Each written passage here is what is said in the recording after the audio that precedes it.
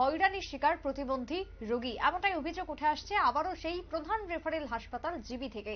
বারংবার কেন জিবি থেকে এত অভিযোগ নিয়ে প্রশ্ন তুলছেন রাজ্যের শুভবুদ্ধি সম্পন্ন মহল। তবে চিকিৎসা পরিষেবা নিতে গিয়েই নাকি হয়রানির শিকার হয়েছেন প্রতিবন্ধী ব্যক্তি। আইজিএম হাসপাতালে আইজিএম হাসপাতালের ঘটনা, টিকিট কাউন্টারে অবস্থা রীতিমতো বেহাল।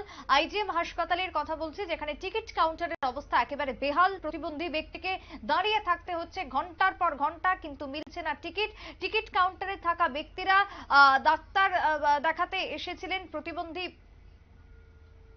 ব্যক্তি, এবং টিকিট কাউন্টারের ভেতরে থাকা যে সমস্ত ব্যক্তিরা ছিলেন তারা তার কথাই কর্ণপাত করেননি। এক প্রকার ঘন্টার পর ঘন্টা তাকে লাইনে দাঁড় করিয়ে রাখেন, এমনটাই অভিযোগ তুলেছেন ওই প্রতিবন্ধী রোগী, যিনি চিকিৎসা নিতে গিয়েছিলেন, পরিষেবা নিতে গিয়েছিলেন আইজিএম হাসপাতালে।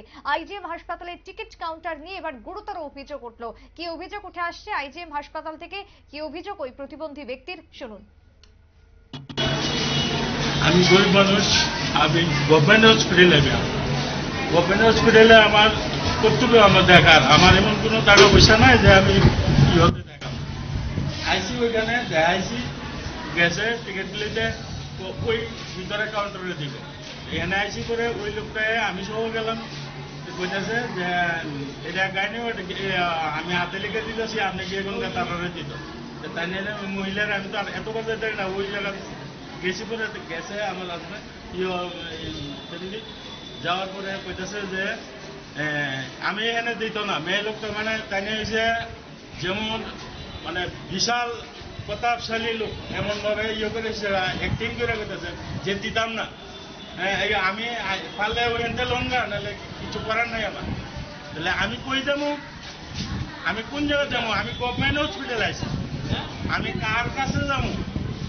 তখন আমি ওই লোকটাকে জিজ্ঞাসলাম যে গাড়ি অর্ডার, যে আমি কার কাছে কমপ্লিট করতাম। এর পরবর্তীকালে কে আছে ইনচার্জকে, ওর কাছে যান, এমএস এর কাছে যান।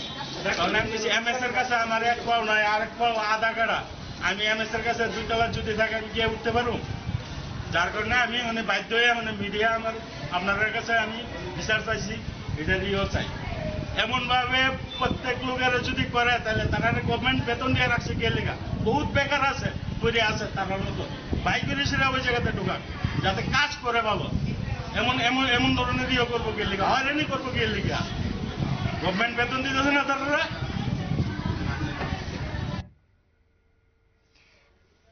আপনারা শুনলেন অভিযোগ, রোগীর অভিযোগ আপনারা শুনলেন। দিনের পর দিন ঘন্টার পর ঘন্টা লাইনে দাঁড়িয়ে থাকতে হয়, কিন্তু সঠিকভাবে পরিষেবা মেলে না, এমনটাই অভিযোগ উঠে আসছে আইজিএম হাসপাতাল থেকে।